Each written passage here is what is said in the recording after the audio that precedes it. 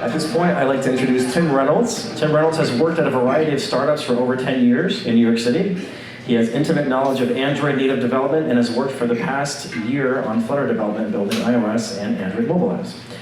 Recently, he launched a digital agency at electricsheep.com, with the main focus being web and mobile application development. So let's give a big round of applause for Tim Reynolds.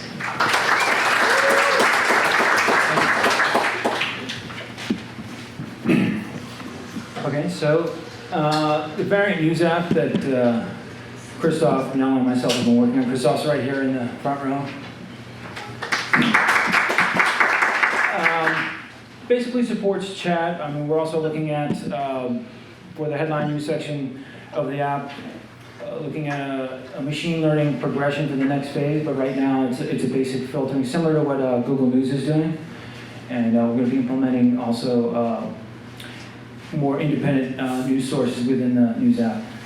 There's also a chat section within the app that provides direct chat and also group chat. And for the notifications, we're just sending direct chat between two users, so like a direct messaging system. So getting started with that, you'll need to set up Firebase with Firebase messaging. This is a basic overview for getting you in the development phase for chat notifications. And the links here for more information. There's also an intent field you need to add in the manifest. And I'll also go over this again in the conclusion, but there are background execution libs on both iOS and Android. On Android, it starts with Android 8.0, and I'll go over that later. What I'm talking about now, is a basic chat notification setup. So the app has to be running, or still in like the task manager within iOS and Android for notifications to be received. And the main core behind Firebase messaging is the Firebase messaging.configure call, and you want that in wherever your app initialization is in your code. And I'll go over more of that later. And as far as firing off the chat notifications, we're using TypeScript and Cloud Firestore. And every time a chat message is created, notification gets sent out. And I'll go over more details about that in a little bit. Moving forward, we're looking at, for the next phase, figuring out how to read and write chat messages more efficiently. Right now we're using the Firebase syncing model, which racks up a lot of reads and writes because you're relying a lot on that model in Google's cloud. And there's a quota that you have to adhere to for that. So connecting Android devices. Android is much simpler overall. You don't deal with a lot of the provisioning and profiles that you'll need to do in Xcode. Xcode's a little bit more involved on iOS. So in Firebase, you add the application ID from your project root Android app build Gradle. It's also always good to add the debug signing certificate. That's a SHA-1 cert. Helps with deep linking into the app with notifications. There's a link there for more information on that. And also, project root Android app, you want to put the Google Services JSON file in there. And you can run the app at this stage and confirm with Firebase console that the app is connected. And then, good note here is do not leave Google Services in your code repo, because if somebody wanted to, they could spoof your credentials, so that's not a good idea to keep it in the code repo. So overview for Xcode auto management provisioning and profile. You may run into issues with this. I ran into some issues with this. Basically, over the years, Xcode keeps doing more and more for you for like provisioning profiles. In the earlier development of Xcode, you used to have to do a lot more manual provisioning for devices. So it's gotten a little bit easier on that end, but I've noticed like switching between iPad, iPhone, things along those lines. Sometimes this bundle identifier that's set here, this is Xcode 11 and signing in capabilities, sometimes that'll change because Xcode's trying to do things for you. So you always have to keep that in mind when you're developing an Xcode. When you're running in Flutter, keep Xcode open and keep an eye on that bundle identifier.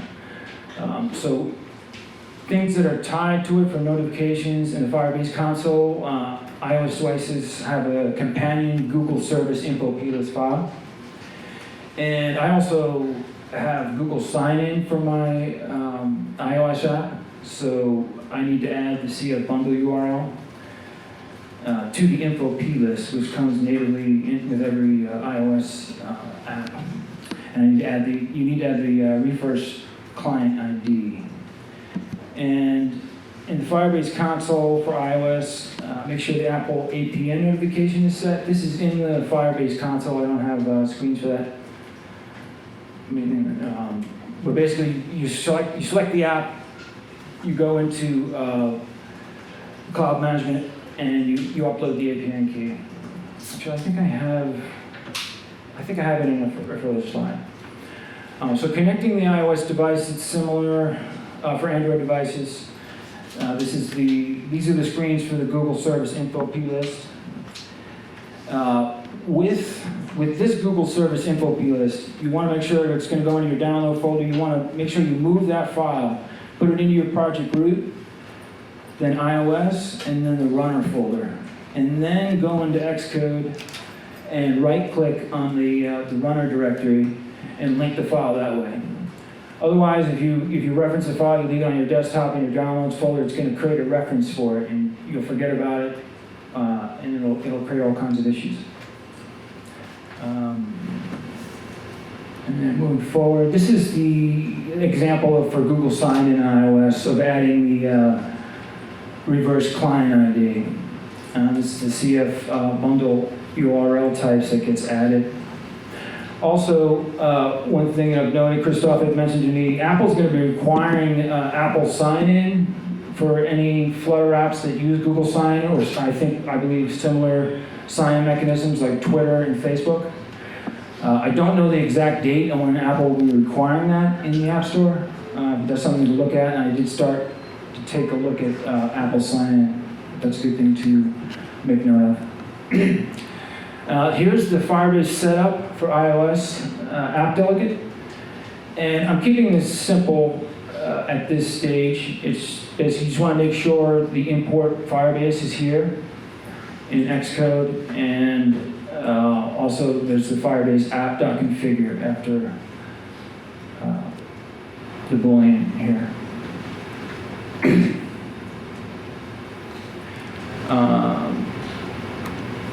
In the info plist, this is an example of Firebase app delegate proxy enabled to yes. So here, this will handle the FCM token as it interacts with the Apple APN. So basically, you have Google's entire servers for Google Cloud Messaging, Firebase Cloud Messaging. That gets handed off to Apple's APN service. So with proxy enabled, it makes it a lot easier to just start this way when you're testing. There's less code that you need to set up in Xcode. So the FCM SDK performs method swizzling in two key areas, mapping your APN's tokens to the FCM registration token and capturing analytics during downstream message callback handle. And I've got a link for more information for that. Here is an example through the Apple Developer Portal. And this APN key you can use for all your iOS apps. It's a pretty basic setup. Just go to developer.apple.com, click on Account, Certificates, IDs, and Profiles, and create the key and download it in a safe place. And here's where I was mentioning the screen. The bottom screen is where you go into Firebase, select your iOS app, and then configure, under Cloud Messaging, configure the APN key. Upload it with your iOS team ID, and then there'll be a specific key ID in the Apple Dev Portal that'll be created when you create the APN key. So here's a basic example of TypeScript cloud function for firing off chat notifications. So basically, whenever a chat notification is created, it'll get fired off. And there's additional code here for tracking actually multiple FCM tokens, but I don't have the whole full function here. I want to go over a little bit of the payload because there's big differences between Android and iOS. So for iOS, one of the main things that I found in testing is that if content available is not set true in that notification block, the array there, you won't receive any iOS notifications in the background, or if your app is not active. So that's one of the good things to start with when you're setting things up. Also, for the icon, I just set it for default for testing purposes. There's specific things you need to do if you want to have a custom image within your notification for iOS. And sound true, badge equals 1. Pretty much default settings for iOS notifications. And then Android has the click action Flutter notification click, and that's tied to Firebase.onConfigure for handling when the user clicks into the notification and it launches the app. Also, within the options, setting priority to high will help out in getting the notifications to be received on the device. And I set a time to live also. Here's the cleanup functions, which is good to have. We basically store, at this time, we basically store all the FCM tokens for each account. If you have multiple devices, we're storing those in a collection on Firebase. So this method, basically, if it finds an invalid token, it cleans it up. So here's the main Firebase messaging actually, this is the initialization for notifications, iOS notification permissions, and updated FCM tokens. Sorry. So here, before you get into Firebase.configure, you're going to want to make sure on the iOS side that you call Firebase messaging.request notification permissions. And so when you launch the app on the iOS device, a permission dialog will come up. The user has to accept that, and then there's the listener below there on iOS settings, register.listen, where you can record how the user responded. Below that is basic mechanism for dealing with FCM tokens when they refresh. So you can make a call to whatever method you have to update the FCM token, and that's both for Android and iOS. So here's the Firebase messaging configure. This is basically the heart of how Firebase messaging works. For onMessage always fires, and on resume, on launch, that deals mainly with, that's going to be with the background processing aspect of it when the app is not active. You have it, it's been quit, either soft quit through swipe, things along those lines, or you move to another app. Those on resumes and on launches here will launch the app. And for on resume and on launch, this is what handles the actual interaction into the direct chat for the app. So we click on the notification, it'll take you directly into that chat.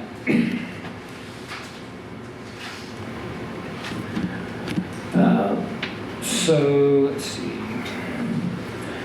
And display notification is basically, this is actually the one feature I really like in Firebase messaging. We need to still do a bit of work on it to get it fully supported in our app. But this is an example of the in-app messaging, and this is a variant news app. You'll see that it looks like a snack bar on Android, where you can, it appears in the bottom, but you can also move it around the screen. You can have it appear on the top of the screen or the bottom of the screen. There are options that you can configure for, but this is an example of an in-app message. So display notification handles all of that. And here you can see the differences between Android and iOS, or within the payload.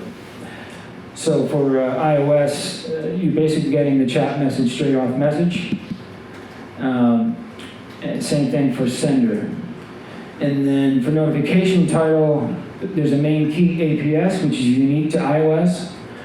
And within my testing, majority of iOS devices that I tested on, they came through with an APS token that was added. So Firebase should be adding that when it fires off in TypeScript. But I have done some tests on iPad Air 2. It's a little bit older, and for some reason, I'm not sure if the device is not being registered properly through Apple, or there's something, a bug within Firebase, but it's not adding that APS token. So on iOS, that APS token key here is what makes it unique.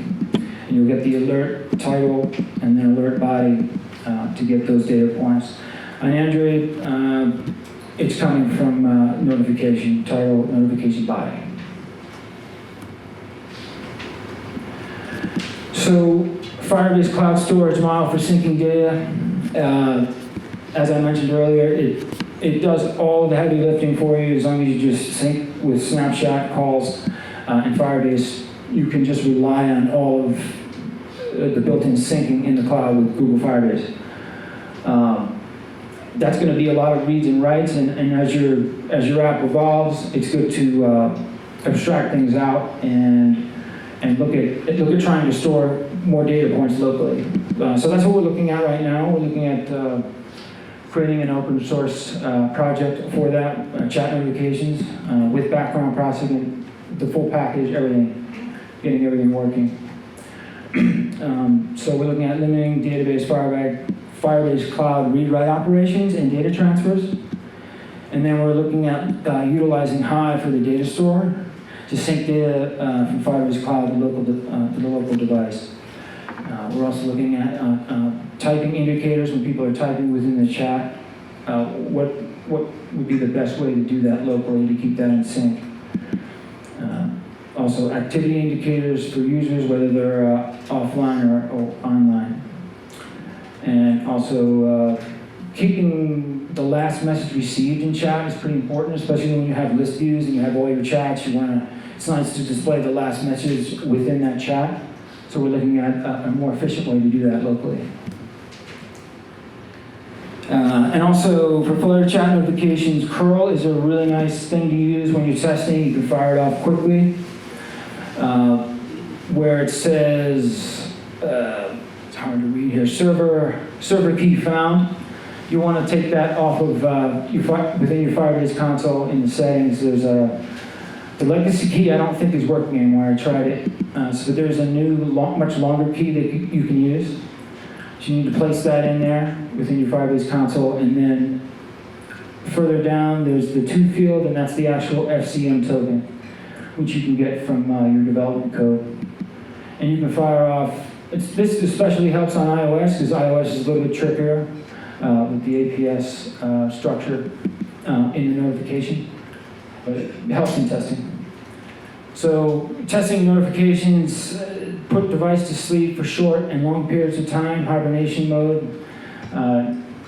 You could look at enabling battery saver, things along those lines. The testing I did within modern versions of iOS, Android, doing like a basic swipe to close the app, keeps those apps still running at the system level on iOS and Android, so your notifications should still come through.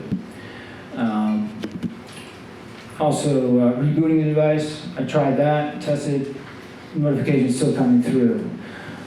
Usually, the modern mobile versions, those apps will come back up as you reboot the device. They're still, the processing ID and they're running. So testing on iOS, over 90% of iOS users have iOS 12 or higher. So you'll want to focus on 12 and 13. I did do a test on iPad mini running iOS 9 and everything was working. So for iOS and any kind of background execution limits that you might run into, there is voice over IP and PushKit, and you could use cloud functions, TypeScript, to work with circumventing those issues.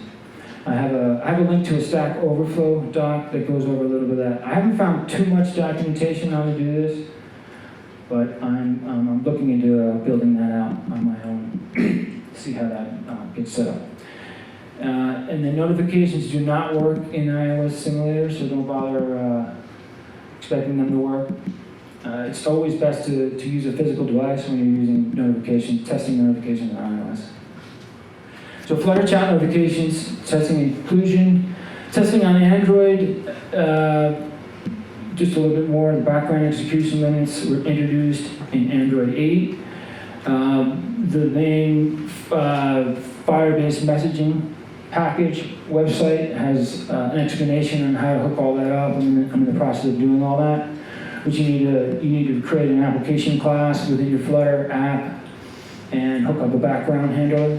It's pretty straightforward, but there's a few steps to get it up and running. And within testing, I was able to, if you go into app settings on Android and for the app and you force quit the app, notifications will stop being received on the device. That was the only way in basic testing that I could stop notifications coming through. So that's where you can look at using a background hammer into getting the application to launch again. And on the Android emulator, from what I've read, it's supposed to work, but notifications always been hit or miss for me in the Android emulator. This is Android Studio, Android emulator. So I've decided to do most of my testing on physical devices. So as a conclusion, as I mentioned earlier, Apple will begin requiring all app developers to implement the new Apple sign-in functionality if the app already has Google Sign-in or similar. So that's a good thing to look into. And just to reiterate again, make sure your Google Service info plist file on iOS and Google Services JSON file on Android is not in your code repo. And I ran into issues, and I'm wondering if anybody else out there is running into these issues, but on like Xcode 11 and definitely Flutter 1.12, I'm having issues running Flutter directly from the Flutter project, directly from Xcode. Because there's definitely things I want to start doing in Swift, and that's going to be an issue if you can't get that running. So I'm going to take a look at that. Martin has suggested the study group, which comes highly recommended for getting help on like issues concerning that. And that's pretty much it. Wrapping it up, we are working on releasing an open source version of Flutter Chat app. Background handling support for notifications in Android and iOS. And we're looking at implementing the syncing of the chat data locally with Hive and Firebase Cloud Firestore for now. But we're also going to look into using other services like AWS and things along those lines. And then also cloud functions with TypeScript. And then I have links for my company there and the parent can use that. And that's pretty much it. Does anybody have any questions? How do you know all this stuff? It's just been, went through the tutorials, built it out, documented. I'm coming from an Android background, and it's been a few years since I actually was an Android developer. But I always noticed with Android, the hard work was always to make it backwards compatible. And now it seems, now that using Flutter, we have an app on both iOS and Android. The hard work with iOS is to make it compatible to the newest versions. Do you find that as well? It seems like a lot of things you hit on are things you ran into. Yeah, iOS, I was noticing a lot with iOS 13, especially at the notification level. As I had mentioned, like the APS key is not coming through, and definitely at like the development stage, devices maybe they're not registering properly within Xcode. I definitely need to do a little bit of testing in earlier versions of Android, but Android, it's hard on Android because there's so much fragmentation across all the different versions. With iOS and Apple does a very good job of making sure users update to the latest versions. So on Android, you've got to test across multiple versions. Most of my tests were Android 7, 8, 9, and 10. But I haven't gone early in that. But that takes a good chunk of Android users. When you're debugging iOS and you're finding that like the emulator doesn't support like, the notifications, is there like what's the best place to go to find out what you should trust the emulator for and what you shouldn't trust the emulator for? Or is it just like it just completely breaks? Are there other things that are like there's like different levels of support for the emulator that you know of? I think the issue with the emulator is that the certificate level, and what Apple does is the certificate level for devices. So in Xcode, the Xcode auto management for profiling, every device has to be registered through Apple's dev portal. That may be the issue with the simulator not working. And also a lot of low-level stuff doesn't work in simulators usually, most of the time. Low-level like interfacing with the camera and things along those lines, there could be issues with that. Okay, it's Tim Reynolds.